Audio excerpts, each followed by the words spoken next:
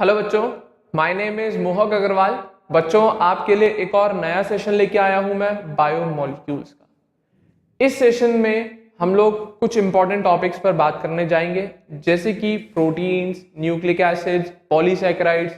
इन substances पर मैं आज इस सेशन में डिस्कशन करूंगा। ये असल में वही सब्सटेंसेस हैं या वही बायोमोलिक्यूल्स हैं जो एसिड इंसॉल्युबल पूल के अंदर प्रेजेंट होते हैं, जिनका molecular weight more than 10,000 Dalton के करीब रहता है। दैट इज बायोमैक्रोमोलिक्यूल्स की बात करूंगा, जिसमें आज प्रोटीन पढ़ेंगे हम लोग, पॉलीसैकेराइड्स पढ़ेंगे सेकंड, और लास्ट में न्यूक्लिक एसिड। लिपिड्स के बारे में नहीं बताऊंगा, भले ही वो एसिड इंसॉल्युबल पूल में इंक्लूडेड है, बट उनका वेट 10,000 डाल्टन से ज्यादा नहीं, मात्र उनका तो 800 डाल्टन, 1000 डाल्टन को भी क्रॉस नहीं कर पाता। क्लियर?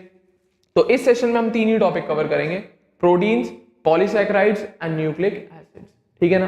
तो इंपॉर्टेंट सेशन है, इजी कंसेप्ट है, ध्यान से सुनेंगे, सारी चीजों को पकड़ पाएंगे मेरी बात को। ठीक है ना? तो उम्मीद करूंगा एनसीईआरटी निकाल ली होगी। तो अब हम बात कर रहे हैं सबसे पहले प्रोटीन्स की।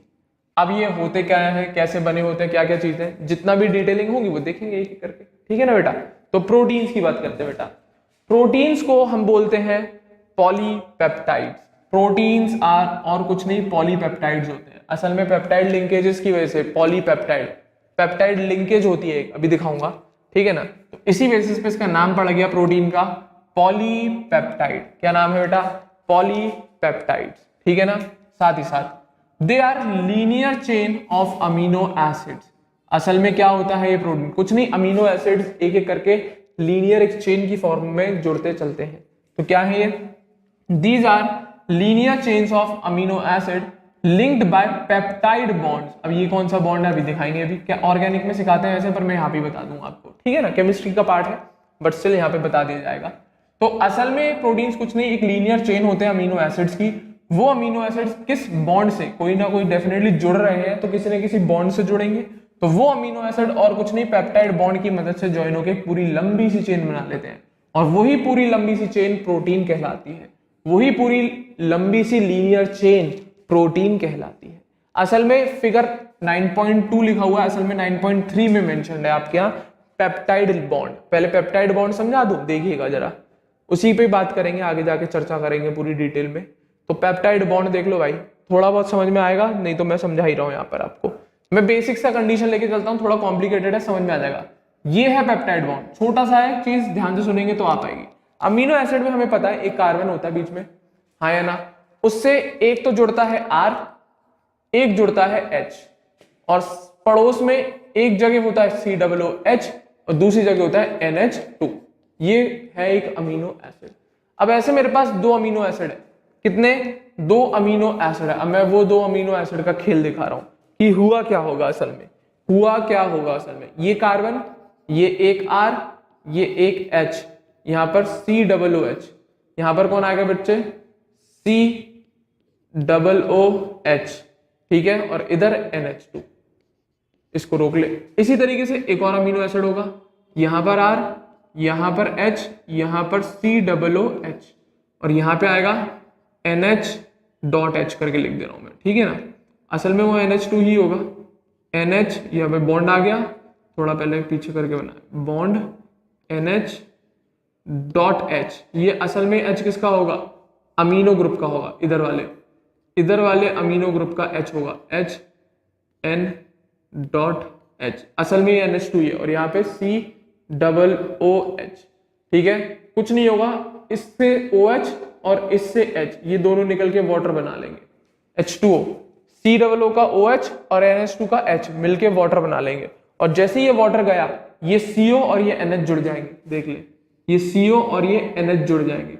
इसी को कहते हैं हम पेप्टाइड लिंकेज। इसी को कहते हैं बच्चों पेप्टाइड लिंकेज। ऐसा इस साइड भी हो रहा होगा, ऐसा आगे भी हो रहा होगा। तो ये एक अमीनो एसिड है, एक पेप्टाइड इधर बना लिया बॉन्ड, एक पेप्टाइड, ये CH दिखा दिया ना इसके साथ में। ठीक है? हाँ या ना? एक पेप्टाइड बॉन्ड ये रहा, दूसरा ये रहा, तीसरा ये रहा, ऐसे पूरी लंबी सी चेन बनती चलती है। क्लियर है? तो ये होती है पेप्टाइड लिंकेज। जब एक NH2 ग्रुप और दूसरे अमीनो एसिड का COOH ग्रुप के बीच में वाटर निकल के चला जाता है, तो वो दोनों ज्वाइन हो जाते हैं किससे? एक पेप्टाइड लिंकेज से। एक पेप्टाइड लिंकेज से। अगर हम इसे ड्रॉ करना चाहें तो इस तरीके से ड्रॉ करते हैं, सी डबल बॉन्ड ओ ऊपर दिखाते हैं, C double bond O, single bond NH, single bond, इस तरीके से मेंशन करते हैं पेप्टाइड लिंकेज को।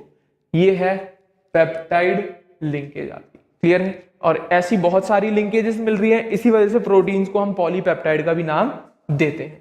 तो वापस आ रहे हैं टॉपिक पे अपन अपने, ठीक है ना। पेप्टाइड लिंकेज की वजह से इसी को हम पॉलीपेप्टाइड का भी नाम दे देते हैं, क्योंकि इसमें एक से ज्यादा पेप्टाइड लिंकेज पूरी चेन में मिलेंगी। वो तो पूरी चेन में जब आप जाएंगे, आगे जाते जाएंगे, पॉलीपेप्टाइड की चेन ही तो बनी है। इसी बॉन्ड की वजह से ही तो ये पूरी प्रोटीन की चेन लंबी बन पाई है। दैट्स इट, क्लियर है, हाँ या ना। अब बात आती है कि ये जो प्रोटीन की चेन बनी है, क्या केवल एक ही टाइप के अमीनो एसिड से मिलकर बनी होगी? हमें ये पता है कि अमीनो एसिड जुड़ते हैं, तो क्या वो सारे अमीनो एसिड सेम टाइप के होंगे? बेटा ऐसा जरूरी नहीं है। तो सुनना जरा, each protein is a polymer of amino acid, हमें ये पता है, अभी बताया मैंने आगे जाके, क्लियर है। हर प्रोटीन अमीनो एसिड से मिल के बना हुआ होता है। और हमें ये भी पता है कि हमारे पास 21 टाइप के ऐसे अमीनो एसिड्स हैं जो प्रोटीन्स की फॉर्मेशन करते हैं। हमें ये भी पता है कि हमारे पास 21 टाइप के ऐसे अमीनो एसिड्स हैं जो प्रोटीन्स की फॉर्मेशन भी करते हैं। 12th के बायोमोलिक्यूल के चैप्टर में है, पूरे 21 के 21 बन रहे हैं वहां पे, with their structures, with their formulas, देख लेना जाके। हर प्रोटीन बेटा अमीनो एसिड से बनता है, और हमें पता है कि प्रोटीन बनाने वाले 21 अमीनो एसिड हमारे पास अवेलेबल है। कुछ एग्जांपल दे रखे हैं, alanine, cysteine, proline and tryptophan and lysine and etcetera, बहुत सारे होंगे 21 के करीब, ठीक है ना। हमें ये पता है किससे मिलके बनता है प्रोटीन, अमीनो एसिड से। और हमें ये भी पता है कि प्रोटीन बनाने वाले अमीनो एसिड कितने तरीके के, 21 तरीके से। तो अब सवाल आता है कि ये प्रोटीन एक ही टाइप के अमीनो एसिड से मिलके बनती है पूरी चेन, या डिफरेंट अमीनो एसिड भी हम उस चेन में यूज कर सकते हैं? तो वही लिखा है, a protein is a heteropolymer not a homopolymer. इसी से आंसर आ जाता है। हेट्रो का मतलब डिफरेंट और होमो का मतलब सेम बेटा, ठीक है। तो बोल दिया गया है प्रोटीन एक हेट्रोपॉलीमर है, इसका मतलब जरूरी नहीं है वो पूरी प्रोटीन की चेन एक ही टाइप के अमीनो एसिड से मिलके बने, बल्कि उस पूरी चेन में जो अमीनो एसिड की चेन बनेगी उसमें वेरिएबल अमीनो एसिड्स आ सकते हैं, क्योंकि हमारे पास अवेलेबल है 21 टाइप के। इनमें से कोई सा भी 21 टाइप में से आपके अमीनो एसिड्स इन्वॉल्व हो सकते हैं उस प्रोटीन की चेन को बनाने में। तो इसीलिए लिखा है प्रोटीन एक हेट्रोपॉलीमर है, ना कि होमोपॉलीमर का मतलब होता है बेटा एक ही टाइप का अमीनो एसिड ज्वाइन होता है तब, मतलब जो रिपीटिंग यूनिट है, क्योंकि पॉलीमर मतलब एक से ज्यादा मोनोमर मिल के पॉलीमर की फॉर्मेशन करते हैं। तो रिपीटिंग जो यूनिट है वो अगर सेम आए तो होमोपॉलीमर होते हैं। बट यहाँ पर इस केस में जो रिपीटिंग यूनिट है वो कौन है, अमीनो एसिड है, और वो वैरी कर रहे हैं। इसीलिए एक प्रोटीन, जो भी एक कोई भी प्रोटीन की चेन है वो एक हेट्रोपॉलीमर होती है, ना कि homopolymer. Very important point, mark कर लेना, क्वेश्चन पूछा जाता है। वेरी इंपॉर्टेंट पॉइंट, मार्क कर लेना से, ठीक है ना। तो प्रोटीन क्या है, एक हेट्रोपॉलीमर, ना कि होमो। अब ये क्या फर्क है दोनों में, वो लिखा है a homopolymer has only one type of monomer, बताया वो रिपीटिंग यूनिट को हम कहते हैं monomer.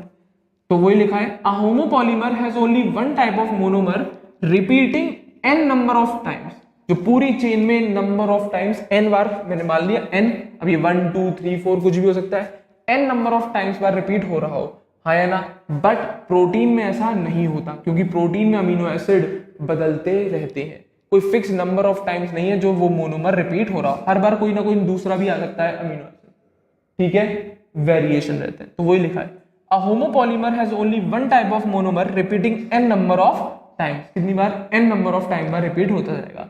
This information about amino acid content is important as later in your nutrition lessons you will learn about that certain amino acids are essential for our health and they have to be supplied through our diet। तो ये point थोड़ा अलग है, इसको रोको जरा, यहाँ तक रुकिएगा, ठीक है ना। तो होमो और हेटेरो में फर्क समझ में आ रहा होगा। होमो में जैसे सपोज करो मेरे पास कोई एक मोनोमर है R, ये R एक और जुड़ा, एक और जुड़ा, एक और जुड़ा, एक और जुड़ा, ऐसे पूरी चेन बनती जा रही है। तो रिपीटिंग यूनिट सेम है, मान लो ना यार R एक मैंने मोनोमर मान लिया, रिपीटिंग यूनिट सेम है, तो ये होमोपॉलीमर हो गया। क्या हो गया, ये होमोपॉलीमर। अब यहीं पर मेरे पास एक अमीनो एसिड A है, एक B है, एक C है, एक D है, एक E है। पॉलीमर तो ये भी है, पॉलीमर तो ये भी है और ये भी है, बस फर्क ये है इसमें जो रिपीटिंग यूनिट है वो सेम है, बट इसमें जो रिपीटिंग यूनिट है वो सेम नहीं है। तो ये कौन सी कंडीशन, हेट्रोपॉलीमर की। तो ये प्रोटीन की कंडीशन है। प्रोटीन के पास ये वाली कंडीशन होती है heteropolymer, it is not a homopolymer, it is not a homopolymer. तो ये बात आ गई भैया प्रोटीन का स्ट्रक्चर या प्रोटीन क्या है और कैसे बनता है अमीनो एसिड से। अब अमीनो एसिड सेम होंगे या डिफरेंट? डिफरेंट हो सकते हैं। सेम की तो पॉसिबिलिटी बहुत कम होती है, हम जनरली बोलते हैं डिफरेंट अमीनो एसिड मिलके, डिफरेंट अमीनो एसिड्स मिलके एक पूरा प्रोटीन बनाते हैं। That's it. क्लियर है? तो ये तो बात हुई छोटी सी बेसिक सी इंफॉर्मेशन अबाउट प्रोटीन। अब एक और बात सुनना, असेंशियल और नॉन असेंशियल अमीनो एसिड्स की बात कर रहा हूं मैं। कौन से अमीनो एसिड हमारे लिए जरूरी है और कौन से नहीं है, तो वो सुनना जरा। This information about the amino acid content is important as later in your nutrition lessons you will learn that certain amino acids are essential for our health and they have to be supplied through our diet। अब essential और non essential की बात आती है। जब कोई भी dietitian होता है वो बताता है कि ये चीजें खाएं, प्रोटीन, अच्छे अमीनो एसिड्स खाने चाहिए, हाँ या ना, गुड फैट बैड फैट इनके बारे में बताते हैं, आपको कितना डाइट में क्या चावल लेने हैं, रोटी लेनी है, एक बैलेंस डाइट कैसे होती है, वो सारे जनरली जो भी चैप्टर्स है उनमें पढ़ाया जाता है ये सब। ठीक है, तो हमें बेसिक इन्फॉर्मेशन तो पता होनी चाहिए कि कौन से अमीनो एसिड्स एसेंशियल हैं, कौन से नहीं है। तो फर्क बहुत सिंपल सा है। Hence dietary proteins are the source of essential amino acids. तो डाइट जो हम खाने की मदद से जो प्रोटीन्स ऑब्टेन करते हैं, जो हम खाने की मदद से प्रोटीन ऑब्टेन करते हैं, जो भी उसके अंदर अमीनो एसिड्स होंगे वो सारे के सारे एसेंशियल अमीनो एसिड्स होंगे, क्योंकि हमारी बॉडी को उन अमीनो एसिड्स की जरूरत है और वो अमीनो एसिड्स हमें प्रोटीन से, हमें डाइट से, हमें खाने से मिलेंगे।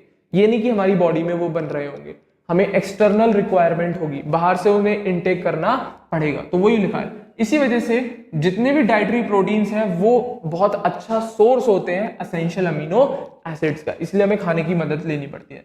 Therefore, amino acids can be essential और नॉन एसेंशियल। इसी बेसिस पे हम दो कैटेगरी बना देते हैं अमीनो एसिड्स की, essential amino acids and non essential.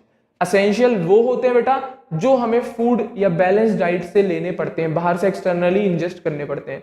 अब नॉन एसेंशियल कौन होंगे? डेफिनेटली वो प्रोटीन्स जो हमारी बॉडी खुद बना सकती है। जब बनी रहे हैं तो हमें क्या जरूरत है बाहर से खाना खाने की उस प्रोटीन के लिए। क्लियर है? तो वही कंडीशन है एसेंशियल और नॉन एसेंशियल। एसेंशियल वो अमीनो एसिड्स होगा जो हमें खाने की मदद से मिलते हैं, नॉन एसेंशियल वो होगा जो हमारी बॉडी अपने आप बना लेती है। तो वही कंडीशन है। The latter are those, non essential के लिए लिखा है, which are body can make. तो नॉन एसेंशियल अमीनो एसिड्स कौन से हैं? जो हमारी बॉडी बना सकती है। While we get essential amino acids through our diet और फूड। और वहीं पे जब एसेंशियल की बात करेंगे तो वो हमें खाने की मदद से लेने पड़ते हैं। ठीक है, हमारी बॉडी उन एसेंशियल अमीनो एसिड्स को सिंथेसाइज नहीं कर सकती तो हमें फूड या डाइट की हेल्प लेनी पड़ती है उन एसेंशियल अमीनो एसिड्स की रिक्वायरमेंट को पूरा करने के लिए। That's it. तो ये बेसिक सी कंडीशन अमीनो एसिड्स के लिए। क्लियर है? हाँ या ना? अब अमीनो एसिड क्यों चाहिए? डेफिनेटली प्रोटीन है हमारी बॉडी में और प्रोटीन का बेसिक यूनिट है अमीनो एसिड, और प्रोटीन नहीं होगा हमारी बॉडी का स्ट्रक्चर सब गड़बड़ा जाएगा, बहुत सारे फंक्शंस रुक जाएंगे हमारी बॉडी में, हम मर जाएंगे। सिंपल सी कंडीशन। बहुत सारी दिक्कतें आएंगी प्रोटीन ना मिलने से। तो सुनना, proteins carry out many functions in living organisms. असल में बहुत बड़ा इंपॉर्टेंस है प्रोटीन का हमारी लाइफ में। क्लियर है? बहुत बहुत बहुत सारे इंपॉर्टेंट फंक्शंस हमारी बॉडी के फिजियोलॉजिकल फंक्शंस कैरी आउट करता है प्रोटीन, जैसे एंजाइम्स वगैरह होना, कैरियर प्रोटीन्स होना, बहुत सारी जगह काम आता है। ठीक है ना? तो एक बहुत इंपॉर्टेंट पार्ट है ये हमारी डाइट का।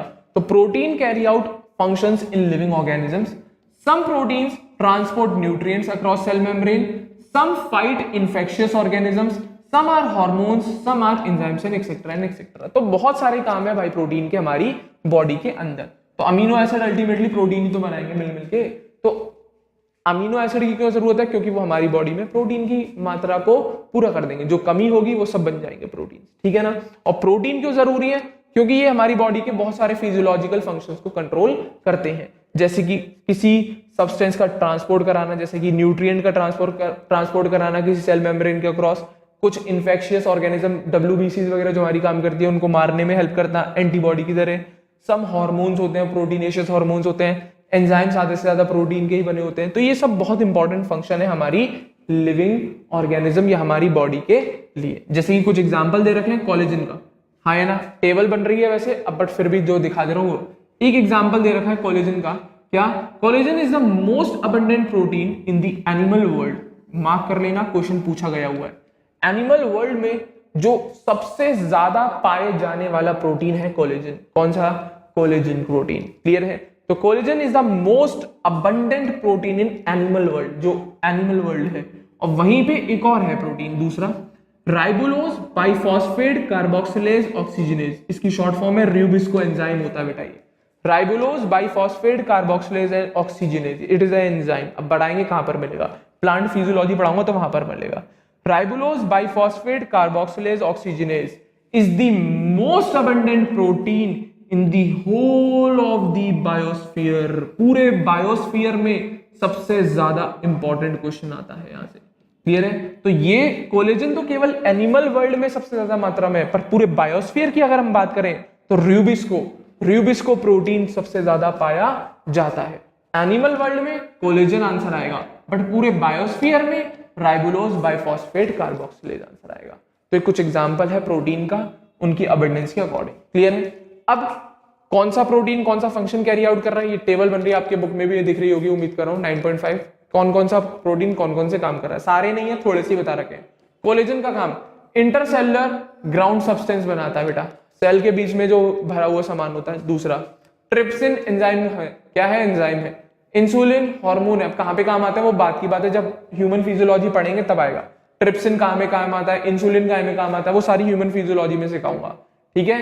एंटीबॉडी फाइट इन्फेक्शियस एजेंट, जो बाहर से ऑर्गेनिज्म आया है, बाहर से इन्फेक्शियस ऑर्गेनिज्म आया है, उससे लड़ाई करने का काम करता है। रिसेप्टर जो सिग्नल को रिसीव करता है, सेंसरी रिसेप्टर्स जैसे कि स्मेल, टेस्ट, हार्मोन का कोई सिग्नल लेके आया है, वो सारे जो सिग्नल लेके आते हैं ये लोग, उनको समझना, उन्हें पढ़ना, उनके लिए रिस्पॉन्ड देना, तो वो रिसेप्टर्स और कुछ नहीं प्रोटीन्स होते हैं। ग्लूट4 ये कुछ नहीं, ये भी एक तरीके से ट्रांसपोर्ट प्रोटीन ही है।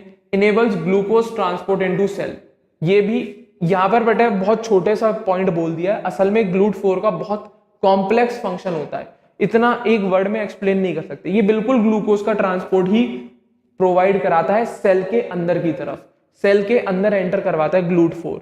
ये एक छोटा सा इन्होंने टर्म लिख दिया, बट असल में बेटा ये ग्लूट4 का बहुत कॉम्प्लेक्स काम होता है, बट मेन काम यही है कि ये ग्लूकोज का ट्रांसपोर्ट कराता है सेल के अंदर, बट इसका थोड़ा कॉम्प्लेक्स है, पर यहाँ पर जरूरत नहीं है आपके यहाँ, बस इतनी सी लाइन में ही जिक्र खत्म कर दिया इसका। जब आप हायर क्लासेस में पढ़ेंगे ना तो ग्लूट4 का पूरा फंक्शन आपको देखने को मिलेगा, बहुत थोड़ा अजीब सा है, कॉम्प्लेक्स स्ट्रक्चर है, पूरा कॉम्प्लेक्स मैकेनिज्म फॉलो करता है, ठीक है ना, बट इजी है कंसेप्ट है, बट अभी के लिए थोड़ा टफ पड़ेगा, तो मैं केवल बता दे रहा हूँ ग्लूट4 एक तरीके का ट्रांसपोर्ट प्रोटीन है, ग्लूकोज का ट्रांसपोर्ट कराने में हेल्प करता है सेल के अंदर की तरफ। क्लियर है? याद रखें इसको इंपॉर्टेंट मार्क करें, क्योंकि ये बहुत कम पढ़ाया ही नहीं जाएगा आगे जाके, बस केवल टेबल में ही नाम दे रखा आपको, पूरी बुक में कहीं नहीं, केवल यहीं पर टेबल में नाम दे रखा आपको ग्लूट4 का। क्लियर है? क्वेश्चन बन जाते हैं ऐसी चीजों पे से भी, क्योंकि कहीं नहीं है, कोने में छुपा हुआ है बेटा, क्वेश्चन आ जाते हैं इस टाइप के भी। ठीक है? ग्लूट4 क्या काम कराता है? Enables glucose transport into cells, that's it. तो ये काम है भैया प्रोटीन्स के। अब ज्यादा डिटेल में नहीं गया हूं प्रोटीन की, क्योंकि आगे जाके टॉपिक एक और है पूरा स्ट्रक्चर ऑफ प्रोटीन, वहां पे डिस्कस करेंगे। छोटा सा इंट्रो ही है आपका प्रोटीन्स का, काय के बने होते हैं, क्या कहलाए जाते हैं, मोनोमर कौन होता है, अमीनो एसिड्स हैं, बेसिक सी चीज है। अमीनो एसिड के बारे में ज्यादा बात करिए, ना कि प्रोटीन्स की। ठीक है? प्रॉपर तरीके से पूरा प्रोटीन पर जो डिस्कशन करूंगा, आगे टॉपिक है आपका इसी चैप्टर में, अभी है आगे जाके स्ट्रक्चर ऑफ प्रोटीन, वहां पर पूरा डिटेल में एक्सप्लेन करूंगा प्रोटीन के बारे में। क्लियर है? अभी ऊपर से एक्सप्लेन किया है। इट इज अ हेट्रोपॉलीमर, काय का बना होता है, अमीनो एसिड का बना होता है, काय से जुड़े होते हैं वो अमीनो एसिड पेप्टाइड बॉन्ड से। मात्र यही तीनों बातें बताई अभी आपको मैंने प्रोटीन के बारे में। प्रोटीन का जब हम स्ट्रक्चर पूरा डिटेल में पढ़ते हैं तो बहुत सारी चीजें भी सीखने को मिलेंगी, वो आगे डिस्कस करेंगे पूरा डिटेल में प्रोटीन। अभी छोटा सा इंट्रोडक्शन तरीके का मान लें आप इस प्रोटीन को। ठीक है बेटा? हाँ यार, स्ट्रक्चर ऑफ प्रोटीन में बातें करेंगे उसकी। ठीक है? ये फंक्शंस, ये बेसिक सी कंडीशन उम्मीद करूंगा याद हो जाए। ठीक है? अब दूसरे की बात कर रहा हूं भाई, कौन है? पॉलीसैकेराइड्स। किसकी बच्चों? अब हम बात कर रहे हैं पॉलीसैकेराइड्स की। अब ये कौन सा स्ट्रक्चर है, ये कौन सा पॉलीसैकेराइड है, ये कौन से मोनोमर से बनता है, ये सब चीजें बात करेंगे। तो अब ध्यान से सुनना, मैं बात कर रहा हूं किसकी बेटा? पॉलीसैकेराइड। पॉलीसैकेराइड्स देखो बेटा, पॉलीसैकेराइड्स क्या, कैसे कैसे प्रेजेंट होते हैं, क्या होते हैं, कैसे बने होते हैं, वो सारी चीजें देखिए। ठीक है? क्या? द एसिड इनसॉल्युबल पैलेट, वही पूल की बात चल रही है, also has polysaccharide as another class of macromolecules. क्या? इस एसिड इनसॉल्युबल पूल में प्रोटीन्स के अलावा अब एक और क्लास है नई मैक्रोमोलिक्यूल्स की, जिनको हम पॉलीसैकेराइड्स कहते हैं। असल में ये पॉलीसैकेराइड्स कुछ नहीं, कार्बोहाइड्रेट्स ही होते हैं बेटा। शुगर से जो कंपाउंड्स बनते हैं कार्बोहाइड्रेट्स, ये पॉलीसैकेराइड और कुछ नहीं, कार्बोहाइड्रेट्स को ही कह रहे हैं। क्लियर है? तो इन्हीं की एक और क्लास है जिनको हम पॉलीसैकेराइड्स के नाम से जानते हैं। बहुत सारे शुगर्स ज्वाइन कर करके पूरी पॉलीसैकेराइड की चेन बना लेते हैं। ठीक है ना? तो देखना क्या है, पॉलीसैकेराइड्स क्या है, ये लॉन्ग चेन्स है शुगर्स की बेटा। Polysaccharides are long chains of sugars. ये और कुछ नहीं, ऐसे कंपाउंड्स हैं, ऐसे मैक्रोमोलिक्यूल्स हैं जो शुगर से ज्वाइन हो के बने। ऐसे बहुत सारी नंबर ऑफ शुगर्स होंगी, वो सब ज्वाइन हुई होंगी और वो पॉलीसैकेराइड की फॉर्मेशन कर लेती है। क्लियर है? असल में और इजी वे में बोले हम तो हम ये बोल सकते हैं, they are thread containing different monosaccharide as a building blocks. तो कुछ नहीं, हम पॉलीसैकेराइड्स को ऐसे बोल सकते हैं, ये एक पूरा धागे जैसा है, थ्रेड लाइक, एक लीनियर पॉलीमर है। किसका? मोनोसैकेराइड। ये कुछ नहीं, मोनोसैकेराइड शुगर्स होती हैं। कौन होते हैं? ये सब शुगर है, ये शुगर्स है बेटा। ठीक है ना? मोनोसैकेराइड्स, ये पॉलीसैकेराइड, ये भी शुगर ही है। क्लियर है? अब बस ये नहीं है कि मीठी होगी, ये फर्क ये है, नॉर्मल शुगर है इसीलिए पॉलीसैकेराइड बोल दिया जाता है। हर चीज को शुगर नहीं बोलते हम लोग, जो टेस्ट में मीठा होता है उसी को शुगर का नाम दिया जाता है। बट मैं फिर भी गलत यूज कर ले रहा हूं, आपको जिससे समझ में आ जाए। तो क्या ये कुछ नहीं, पॉलीसैकेराइड थ्रेड लाइक स्ट्रक्चर होता है, पूरे लीनियर पॉलीमर होते हैं जिसमें डिफरेंट डिफरेंट मोनोसैकेराइड्स प्रेजेंट हो भी सकते हैं और नहीं भी। किसी किसी में सेम होंगे, किसी किसी में डिफरेंट होंगे। जहां पर सेम है वहां पर ठीक है, नहीं है तो वो डिफरेंट होंगे। हेटेरो और होमो, वही कंडीशन यहां पर भी आएगी। क्लियर है? तो वही बोल रहा है, ये एक लीनियर चेन पॉलीमर है, बिल्कुल थ्रेड लाइक स्ट्रक्चर, जो किससे मिलके बने हुए हैं? मोनोसैकेराइड्स की मदद से मिलके बने हुए। जैसे प्रोटीन्स अमीनो एसिड से बनते हैं, polysaccharides monosaccharides that are sugars, इनसे मिलके बने हुए होते हैं। क्लियर है? हाँ या ना? तो असल में थ्रेड लाइक स्ट्रक्चर, जैसे आप एक कॉटन का थ्रेड देखते हो, वो भी पॉलीसैकेराइड ही है बच्चों। अभी आगे जाके एग्जांपल एक्सप्लेन करूंगा पूरा। जो कॉटन का जो थ्रेड आता है लंबा सा धागा, वो भी पॉलीसैकेराइड और कुछ नहीं होता। कॉटन का थ्रेड प्लांट से तो ऑब्टेन करते हो, हाँ या ना? वो जो थ्रेड बनता है कॉटन का, वो भी और कुछ नहीं, एक पॉलीसैकेराइड ही होता है। एग्जाम्पल के तौर पर सुनो जरा, सेल्यूलोज सबसे बेस्ट एग्जाम्पल। सेल्यूलोज जानते ही होंगे, सेल मेम्ब्रेन में मिलता है, सेल वॉल में मिलता है प्लांट की। For example, cellulose is a polymeric polysaccharide consisting of only one type of monosaccharide, that is glucose. Very important question आता है। cellulose एक polymeric polysaccharide है, मतलब polysaccharide तो है, उसके साथ साथ भी और भी उसकी ऐसी बहुत सारी चेन्स मिल रही होंगी। बहुत कॉम्प्लेक्स स्ट्रक्चर होता है बेटा पॉलीसैकेराइड सेल्यूलोज का। 12th की एनसीईआरटी बन रहा है, यहाँ पर नहीं बना रखा है, मैं वहां पर जब पढ़ाऊंगा बायोमोलिक्यूल्स तो वहां पर भी डिस्कस कर लेंगे। ठीक है? तो सेल्यूलोज और कुछ नहीं, एक पॉलीमेरिक पॉलीसैकेराइड होता है बेटा, जिसमें एक टाइप का मोनोसैकेराइड मिलता है जो कि ग्लूकोज, इसको तो जानते ही होंगे, C6H12O6, ये शुगर होता है मेरे ख्याल से। और ऐसे बहुत सारे ग्लूकोज ज्वाइन होके एक पूरा सेल्यूलोज का स्ट्रक्चर बना लेते हैं। It is a polymeric polysaccharide, it is a polymeric polysaccharide. अब हाँ, एक बात और सुन, मैंने क्या लिखा है, ये एक ही टाइप के मोनोसैकेराइड जो कि कौन? ग्लूकोज से मिलकर बना। तो डेफिनेटली सेल्यूलोज जो है एक होमोपॉलीमर होगा बेटा। क्या होगा? एक होमोपॉलीमर होगा सेल्यूलोज। क्लियर है? तो ये कंडीशन है भैया पॉलीसैकेराइड के सेल्यूलोज की। ठीक है? इसी की तरह एक प्लांट्स में हमें मिलता है स्टार्च, और इसी की तरह इसी का जैसे स्ट्रक्चर होता है, थोड़ा वेरी करता है, थोड़ा क्या मेरे हिसाब से तो बहुत ज्यादा वेरी करता है। ठीक है ना? इसी की तरह प्लांट्स में एक और सब्सटेंस मिलता है स्टार्च, वो भी बिल्कुल ग्लूकोज की मदद से ही मिलकर बना हुआ होता है, बस वो थोड़ा सा वेरिएशन होता है उसके स्ट्रक्चर में इन कंपैरिजन टू सेल्यूलोज देखेंगे तो हम। तो starch is a variant of this but present as a store house of energy in plant tissue. तो स्टार्च भी बिल्कुल सेल्यूलोज जैसे स्ट्रक्चर होता है, थोड़ा कम कॉम्प्लेक्स होता है। ठीक है ना? वो क्या है? एक स्टोर हाउस है एनर्जी का प्लांट टिश्यू के लिए। तो वो भी क्या है? एक पॉलीमेरिक पॉलीसैकेराइड ही है। वो भी क्या है? एक पॉलीमेरिक पॉलीसैकेराइड ही है, बस थोड़ा सा वेरिएशन है उसके स्ट्रक्चर में। इसी तरीके से एनिमल्स में भी मिलती है। जैसे यहां पर प्लांट्स में हमें स्टार्च मिलता है ना स्टोर हाउस ऑफ एनर्जी के लिए, हमारे अंदर क्या होता है? ग्लाइकोजन। तो वही सुनना है, animal have another variant called the glycogen. उसका भी स्ट्रक्चर इसी तरीके से रिजेंबलेंस होती है, सेल्यूलोज को ही रिजेंबल करता है, जैसे कि स्टार्च करता है वैसे ही ग्लाइकोजन। थोड़ा थोड़ा वेरिएशन है, इस वेरिएशन को आपको डिटेल में समझने को मिलेगा केमिस्ट्री में। तो वहां पर प्रॉपर स्ट्रक्चर्स बना रखे हैं, सेल्यूलोज का, स्टार्च का, ग्लाइकोजन का वहां पर भी नहीं बनाया। यहाँ पर है बिल्कुल इन्हीं जैसा ही स्ट्रक्चर होता है, थोड़ा थोड़ा सा फर्क होता है। वहां पे सेंटेंस पढ़ेंगे तो सारी चीजें क्लियर हो जाएंगी।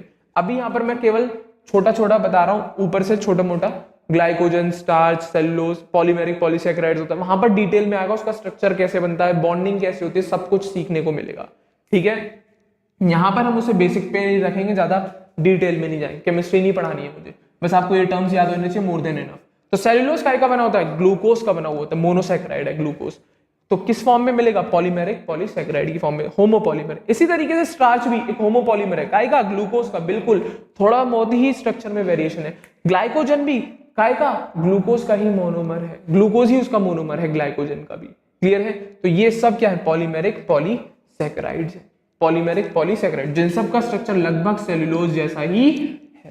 क्लियर है, इसके अलावा एक और है इन्यूलिन, ये भी एक और पॉलीसैकेराइड है, बस फर्क ये है ये फ्रक्टोज से मिलके बना होता है। इन्यूलिन बहुत इंपॉर्टेंट, मार्क कर लेना, ये क्वेश्चंस है भाई आपके लिए, सीधी सीधी लाइन नहीं क्वेश्चंस लेके हुए। Inulin is a polymer of fructose, ये भी एक पॉलीसैकेराइड है, बस इसका मोनोमर बदल गया, ये फ्रक्टोज से मिलके बना होता है, और ऊपर के सेलुलोज, स्टार्च और ग्लाइकोजन ग्लूकोज से मिलके बने हुए होते हैं। Inulin is a polymer of fructose. Clear है, हाँ या ना, ये कंडीशन है भैया पॉलीसैकेराइड्स की। एक और सुन लो जरा, इन पॉलीसैकेराइड चेन ग्लाइकोजन की स्पेशली बात करी हुई है, क्योंकि आपकी बुक में ग्लाइकोजन का स्ट्रक्चर बन रहा है, ध्यान से देखेंगे तो समझ में आएगा। इन अ पॉलीसैकेराइड चेन, जैसे कि हमने ग्लाइकोजन को मान लिया, the right and is called the reducing and and the left and is called the non reducing and. ये इन्होंने थोड़ी केमिस्ट्री की बात कर दी है, मैं फिर भी कोशिश करूंगा आपको बताने की। ठीक है, it has branches as shown in the form of cartoon figure 9.2। देखो भाई जरा से भी, इसके भी कलेस, कोई दिक्कत नहीं, बहुत आसान है। देखो भाई, ये ग्लाइकोजन का स्ट्रक्चर है बेटा, और ये उसके अंदर से ब्रांच निकल के जा रही साइड में। असल में ये ग्लूकोज बनाया हुआ है इन्होंने ऐसे करके, यहाँ पे ऑक्सीजन बिठाया हुआ है, असल में एक साइक्लिक स्ट्रक्चर बना देते हैं लोग ग्लूकोज का। ठीक है, सिखाएंगे पायरेनोज, फ्यूरिनोज स्ट्रक्चर, सब कुछ सिखाऊंगा वहां पर। ठीक है, यहाँ पे CH2OH बिठा देते हैं। ठीक है, यहाँ पर एक OH निकाल देंगे, एक यहाँ पर OH निकाल देंगे, एक यहाँ पर OH निकाल देंगे, एक यहाँ पर OH निकाल देंगे। ये ग्लूकोज का बेसिक सा स्ट्रक्चर, हाइड्रोजन लगा लिए जाते हैं। तो हमें ये देखना होता है कि ये वाला ऑक्सीजन जो है, ये वाला बॉन्ड, ये दोनों बॉन्ड फ्री है कि नहीं, मतलब इसका ये कार्बन भी किसी के साथ लिंकेज में नहीं जाना चाहिए, ये वाला भी नहीं जाना चाहिए, ये पूरा का पूरा ऑक्सीजन फ्री रहना चाहिए। असल में ये एल्डिहाइडिक ग्रुप होता है बेटा, असल में ये एल्डिहाइडिक ग्रुप होता है, CO। अब यहाँ पे लग नहीं रहा है आपको एल्डिहाइड जैसा, सिखाएंगे 12th क्लास केमिस्ट्री में, तभी आएगा डिटेल में। अभी बस ये मान लो ये वाला ग्रुप जहां पर भी फ्री है तो वो रिड्यूसिंग होगा, वो रिड्यूसिंग एंड होगा। तो देख जरा इस वाले स्ट्रक्चर में देख, अब यहाँ पर इसको मैं कंप्लीट करूंगा तो कुछ ऐसा मिलेगा मुझे कंपाउंड, देखना जरा, रुकना जरा। अगर मैं यहाँ पर इसको कंप्लीट भी करता हूं मान लो, तो ये यहाँ पर लिंकेज शो कर रहा होगा, हाँ या ना, ये यहाँ पर लिंकेज शो कर रहा होगा डेफिनेटली, यहाँ पर CH2OH आ रहा होगा। ठीक है ना, हाँ या ना, यहाँ पर CH2 मान लो यार, यहाँ पर लिंकेज शो हो रही होगी, दूसरा एक और स्ट्रक्चर आ जाएगा, यहाँ पर छोड़ दे से, अभी एक OH अंदर बना ले, चल खुश रहे, एक OH यहाँ पर, ये लिंकेज की फॉर्मेशन हो रही होगी यहाँ पर इस कंडीशन में। यहाँ पर एक कार्बन बैठा हुआ, यहाँ पर ये OH नीचे, ये OH ऊपर। तो मान लो इसे राइट हैंड, इसे लेफ्ट हैंड। क्लियर है, तो ये बोल रहा है राइट हैंडेड कंडीशन में देख जरा, ये फ्री है, ये वाला कार्बन और ये वाला कार्बन, ये जो CO से ज्वाइन हो रहा है वो दोनों, ना तो ये किसी के साथ लिंकेज कर रहा है, ना ये वाला कार्बन किसी के साथ लिंकेज कर रहा है। यहाँ पर जरा देख, ये O से जुड़ता हुआ यहाँ वाला कार्बन हो गया लिंकेज में चला गया, तो ये ग्रुप फ्री नहीं हुआ, ये ग्रुप हो गया बाइंड, ये CO ग्रुप हो गया बाइंड, फ्री नहीं है। अगर ये ग्रुप फ्री होता तो रिड्यूसिंग होता, पर ये ग्रुप यहाँ पे क्या चला गया, बॉन्डिंग में चला गया।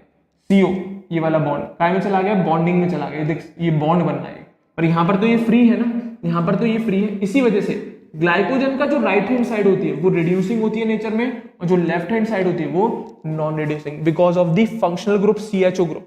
ये असल में CHO ग्रुप है, पर साइक्लिक चेन में चला गया है, बताएंगे 12th में सीखोगे। बस अभी ये मान लो ये ग्रुप फ्री है तो रिड्यूसिंग, अगर ये लिंकेज में चला जाता है तो वो नॉन रिड्यूसिंग है। तो इसीलिए बोला गया, जब ग्लाइकोजन का स्ट्रक्चर ओपन करके देखा गया तो हमें पता लगा उसका राइट हैंड, क्योंकि कोई ना कोई एंड तो होगा ना इस पॉलीमर की चेन का, एक राइट होगा एक लेफ्ट होगा, तो बिल्कुल जो राइट में एंड होता है वो रिड्यूसिंग होता है नेचर में, और जो लेफ्ट वाला होता है नॉन रिड्यूसिंग। सिंपल सा रीजन दिया, यहाँ का जो एल्डिहाइडिक ग्रुप है वो फ्री है, बट लेफ्ट एंड का जो एल्डिहाइडिक ग्रुप होता है उस मोनोमर का वो फ्री नहीं होता। इसी वजह से इस ग्लाइकोजन पॉलीमर का जो राइट एंड होता है, राइट हैंड नहीं बोला है, राइट एंड बोल रहा हूं मैं, जो राइट एंड होता है वो रिड्यूसिंग होता है नेचर में।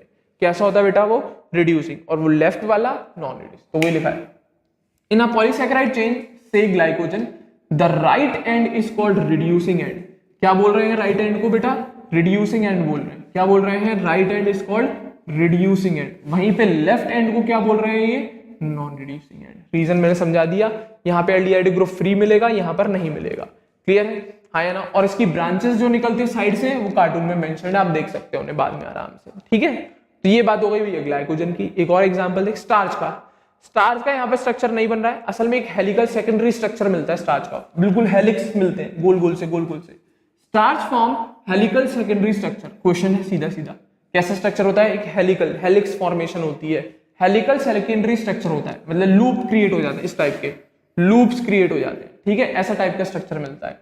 In fact starch can hold I2 molecules in the helical portion. तो इन पोर्शंस में I2 मॉलिक्यूल्स को पकड़ के रख लेता है स्टार्च। इन पोर्शंस में हेलिकल स्ट्रक्चर होने की वजह से इन पोर्शन में ये I2 मॉलिक्यूल को होल्ड करके रख सकता है, और जब होल्ड करेगा तो ये पूरा एक कॉम्प्लेक्स बन गया स्टार्च I2 का कॉम्प्लेक्स, जिसका कलर ब्लू कलर का दिखता है, जिसका कलर ब्लू कलर का दिखता है। हम जनरली I2 की स्टेनिंग कराते हैं, मतलब आयोडीन की मदद से स्टार्च को स्टेन कराएंगे, पता लगाएंगे, आयोडीन की मदद से पता लगाते हैं, तो ब्लू कलर का हो जाता है तो वो स्टार्च होता है।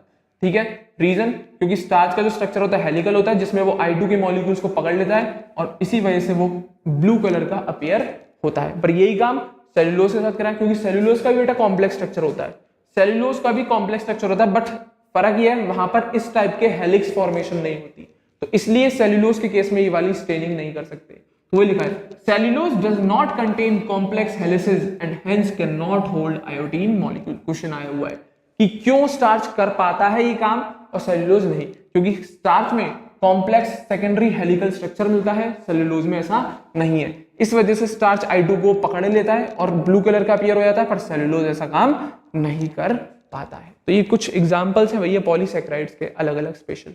ठीक है, हाँ या ना? तो ये बेसिक सी कंडीशन थी भाई ग्लाइकोजन की और स्टार्च की। क्लियर है?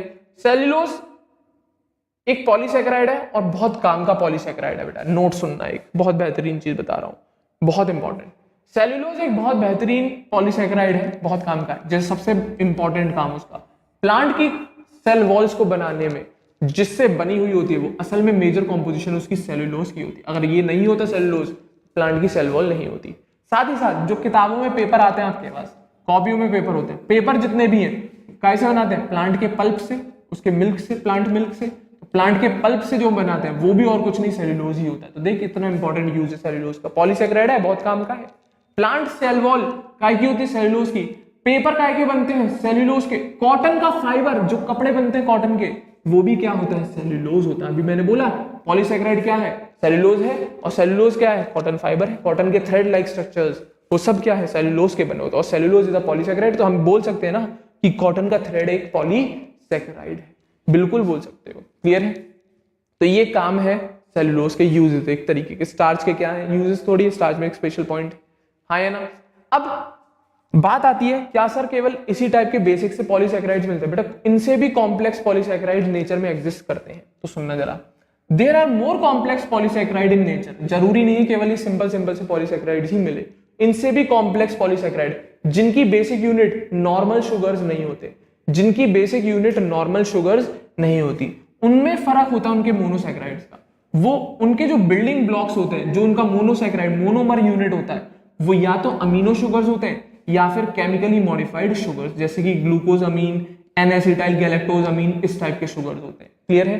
वो नॉर्मल शुगर से नहीं बनते मिलके, वो अमीनो शुगर से मिलके बनते हैं, जिस शुगर में अमीनो ग्रुप प्रेजेंट हो, या फिर केमिकली मॉडिफाइड शुगर जैसे ग्लूकोज अमीन या एन-एसिटाइल गैलेक्टोज अमीन। तो ये केमिकली मॉडिफाइड शुगर है, तो डेफिनेटली खतरनाक पॉलीसैकेराइड, एक कॉम्प्लेक्स पॉलीसैकेराइड ही बनके आएगा। तो ऐसा नहीं है कि केवल बेसिक से सेल्यूलोज, स्टार्च, ग्लाइकोजन यही है नेचर में, और भी बहुत सारे कॉम्प्लेक्स पॉलीसैकेराइड हैं, जैसे कि सेल वॉल में मिलते हैं, जो बैक्टीरिया वगैरह की, हाँ है ना, काइटिन वगैरह की फॉर्मेशन है, ये सब क्या है?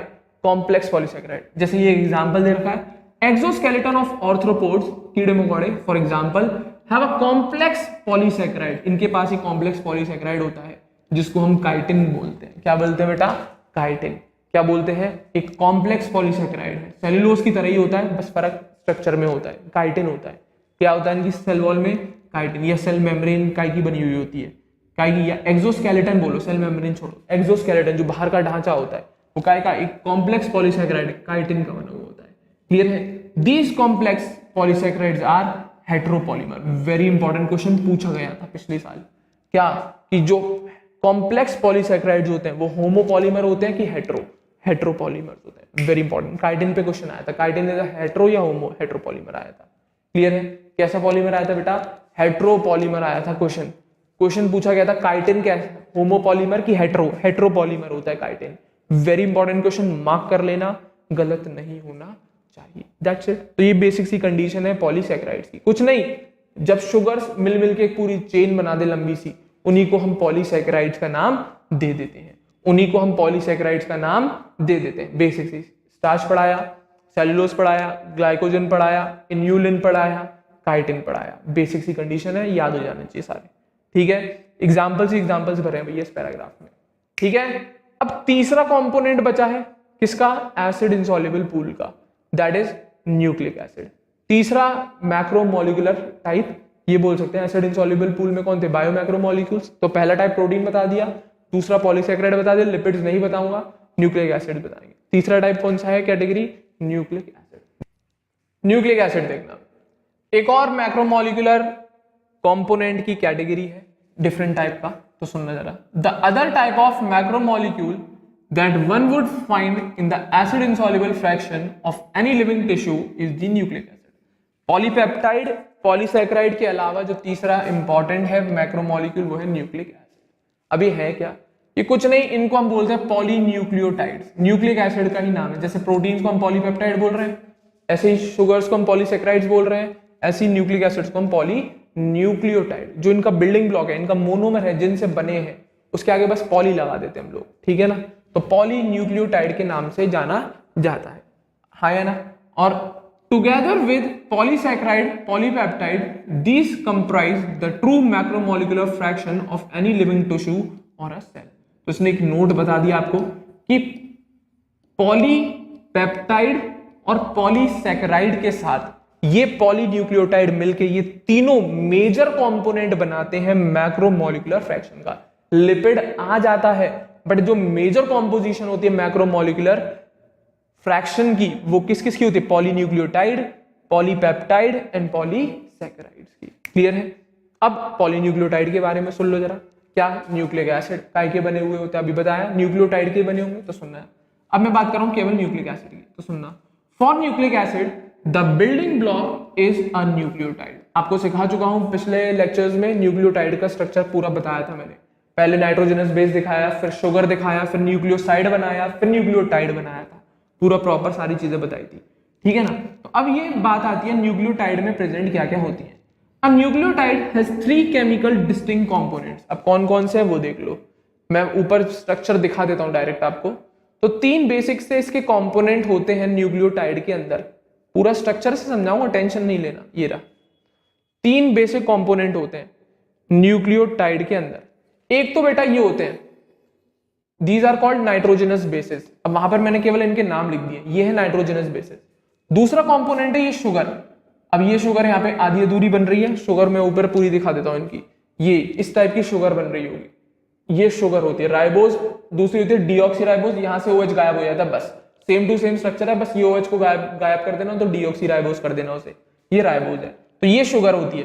पहला कंपोनेंट नाइट्रोजनस बेस, दूसरा कंपोनेंट वो जो ऊपर शुगर दिखाई है वो, मिला दिए दोनों को, दीज आर फॉर्म न्यूक्लियोसाइड्स। क्या बना लेते हैं वो दोनों मिलकर? न्यूक्लियोसाइड। तो ये शुगर है पूरी, उसमें मैंने इस नाइट्रोजनस बेस को उठा के पटक दिया और ये मिलके बन गया एक न्यूक्लियोसाइड। ये नहीं है, न्यूक्लियोटाइड होता है बेसिक यूनिट, न्यूक्लियोसाइड कभी नहीं होता। तो ये शुगर प्लस नाइट्रोजनस बेस, अभी 2 कंपोनेंट आए। तीसरा, अब बस यहां पर फॉस्फेट और लगा दे, ये बन गया आपका न्यूक्लियोटाइड। तो वही बोल रहा है, एक न्यूक्लियोटाइड में 3 केमिकल डिस्टिंक्ट स्ट्रक्चर होते हैं। एक होता है हेटेरोसाइक्लिक नाइट्रोजनस बेस, जो ये रहा एडेनिन है, वो ये एडेनिन वहां पे चिपका दिया डायग्राम उठा के। क्लियर है? तो पहला। दूसरा ये पूरी शुगर जो पिंक कलर की बन रही है, दूसरा कंपोनेंट। तीसरा ये फॉस्फेट जो ये बन रहा है, ये जुड़ रहा है, ये फॉस्फेट PO4 H3PO4 होता है ये। ठीक है? ये जो तीसरा फॉस्फेट ज्वाइन हुआ है ये। तो 3 बेसिक डिस्टिंक्ट केमिकल कंपोनेंट होते हैं न्यूक्लियोटाइड के। एक हेटेरोसाइक्लिक नाइट्रोजनस बेस, दूसरा राइबोज या डीऑक्सीराइबोज शुगर, और तीसरा फॉस्फेट ग्रुप। तो ये बेसिक से तीनों मिलके एक न्यूक्लियोटाइड बनाते हैं, और ऐसे न्यूक्लियोटाइड्स बहुत सारे मिल के एक पूरा न्यूक्लिक एसिड बनाते हैं। ऐसे न्यूक्लियोटाइड बहुत सारे मिल मिल के एक पूरा न्यूक्लिक एसिड की चेन बना लेते हैं। तो ये कंडीशन है भैया। वापस से आ रहा हूं पैराग्राफ पे, ध्यान से सुनना उसे, ठीक है। वापस से आ रहे हैं, ध्यान से सुनना उसे। बहुत सिंपल स्ट्रक्चर है, मजा आएगा, इजी है, ध्यान से सुनेंगे तो आ जाएगा। क्लियर है? तो क्या लिखा है? अ nucleotide has 3 chemically distinct component. क्या पहला क्या लिखा है? वन इज हेट्रोसाइक्लिक कंपाउंड, जिसको आप नाइट्रोजनस बेस बोल रहे थे अभी। The second is a monosaccharide, जिसे आप राइबोज और डीऑक्सीराइबोज बोल रहे थे। And the third is a phosphoric acid या फॉस्फेट ग्रुप या H3PO4। कौन? H3PO4। यही तो था, वो ज्वाइन हो रहा था, यहां पर ऐसे ज्वाइन हो रहा था। एक OH ये रहा, एक OH ये रहा, एक OH ये रहा, एक डबल बॉन्ड हो ये रहा, H3PO4 है, हाँ या ना। यहां से ये O गायब, H गायब होके वो ज्वाइन हो गया था उस शुगर से, वो ज्वाइन हो गया था उस शुगर से। मान लेना यहाँ ऐसे यहीं पे लिख दे रहा हूं मैं शुगर। क्लियर है? यहीं पे लिख दे रहा हूं मैं शुगर, ठीक है। और इस शुगर से कौन जुड़ा है? N बेस, है ना। तो नाइट्रोजनस बेस जुड़ा है। अब इसको नीचे करके लिख दूं थोड़ा सा, पूरा प्रॉपर दिख जाएगा आपको जिससे। तो 3 चीजें आपको डिस्टिंक्ट सामने लिख के दिखा देता हूं। फॉर्मूला यहां पर लिख देते हैं। एक फॉस्फेट ग्रुप, यहां पे OH जोड़ देते हैं, plus sugar plus nitrogenous base.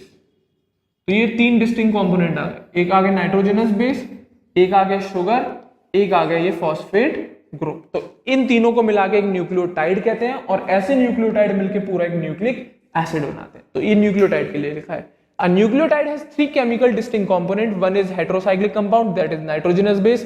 The second is monosaccharide, जो कि शुगर है, राइबोज या deoxyribose, and the third is phosphoric acid या phosphate group. That's it. Clear है? हाँ या ना? तो वही लिखा है as you notice in figure 9.1, जो अभी दिखाया मैंने आपको। क्लियर है? तो वही बोल रहा है। यहां पर जो हेट्रोसाइक्लिक कंपाउंड है, किसमें? न्यूक्लिक एसिड में। ये पूरा क्या न्यूक्लिक एसिड, ऐसे बहुत सारे मिल मिल के न्यूक्लिक एसिड बनेंगे ना। तो पूरे न्यूक्लिक एसिड स्ट्रक्चर में जो हमें हेट्रोसाइक्लिक कंपाउंड मिलेंगे वो कौन होंगे? Nitrogenous bases. तो वही लिखा है the heterocyclic compound in nucleic acid की बात कर दी are the nitrogenous bases, naming adenine, guanine, uracil, cytosine and thymine. नाम दे दिए, adenine, guanine, uracil, cytosine and thymine. ये सब होते हैं आपके नाइट्रोजनस बेसेस। क्लियर है? तो वो पूरे न्यूक्लिक एसिड में जो हमें हेट्रोसाइक्लिक चेन मिलेगी वो काय की होगी? नाइट्रोजनस बेसिस की। क्लियर है? जो कौन कौन है? Adenine, guanine, uracil, cytosine and thymine. ठीक है। अब इनमें से भी एडेनिन और ग्वानिन को हम बोलते हैं बेटा सब्स्टिट्यूटेड प्यूरिन्स। क्या बोलते हैं? प्यूरिन्स और पिरामिडिन्स 2 टाइप के होते हैं ये नाइट्रोजनस बेसिस। क्लियर है? इनमें से जो 2 है एडेनिन और ग्वानिन, इनको हम बोलते हैं substituted purines, while the rest are substituted pyrimidines. तो बचे हुए कौन? एक तो ये होगा, ये कौन होगा? प्यूरिन्स। अब बच कौन गया? यूरेसिल, साइटोसिन और थाइमिन। ये तीनों को कहते हैं हम पिरामिडिन्स। ये स्ट्रक्चर है उनके हेट्रोसाइक्लिक स्ट्रक्चर्स, नाम है प्यूरिन्स एंड पिरामिडिन्स। क्लियर है? वही लिखा है the skeletal heterocyclic ring is called as purine and pyrimidine respectively. तो इनका जो स्ट्रक्चर होता है, साइक्लिक स्ट्रक्चर बना है जिस तरीके से, वो प्यूरिन और पिरामिडीन 2 पार्ट में डिवाइडेड होता है। सब्स्टिट्यूटेड प्यूरिन्स होते हैं एडेनिन, ग्वानिन, और सब्स्टिट्यूटेड पिरामिडीन्स होते हैं uracil, cytosine and thymine. Clear है? और वहीं पे जो दूसरा कंपोनेंट है sugar, the sugar found in a polynucleotide, मतलब न्यूक्लिक एसिड ही है, इज आइदर राइबोज, जो कि एक मोनोसैकेराइड पेंटोज शुगर होती है। बना के दिखाया हुआ है ऊपर स्ट्रक्चर, देख लेना 9.1 में। जो या तो कौन होगी? राइबोज बन रही है आपकी बुक में, 2-डीऑक्सीराइबोज नहीं बन रही है। कुछ मत करना, सेकंड पोजीशन पे से OH गायब कर देना, अभी दिखा दूंगा आपको। तो वो जो दूसरा कंपोनेंट है केमिकल न्यूक्लियोटाइड के अंदर या न्यूक्लिक एसिड के अंदर शुगर, वो क्या है? या तो राइबोज होगी या डीऑक्सीराइबोज, दोनों पेंटोज शुगर ही होती है। बस फर्क एक OH का होता है, दिखा देंगे आगे। क्लियर है ना? तो दिखा भी देते हैं आपको। देखो भाई, राइबोज तो दिख जाएगी, डीऑक्सीराइबोज बहुत छोटा सा फर्क है, दिखा देते हैं। ध्यान से देखिएगा, मिल जाएगी जल्दी। ये रही, हाँ या ना? नहीं, ये नहीं है, ये रही राइबोज, दिख गई होगी आपको। ये राइबोज है। कुछ मत करना, ये OH को गायब करके H लगा देना, तो वो डीऑक्सीराइबोज हो जाएगी। अगर ये OH बैठा है तो ये कौन है? राइबोज। इस OH को गायब करना, यहां पर H बिठा देना, तो ये बन जाएगी डीऑक्सीराइबोज। क्लियर है?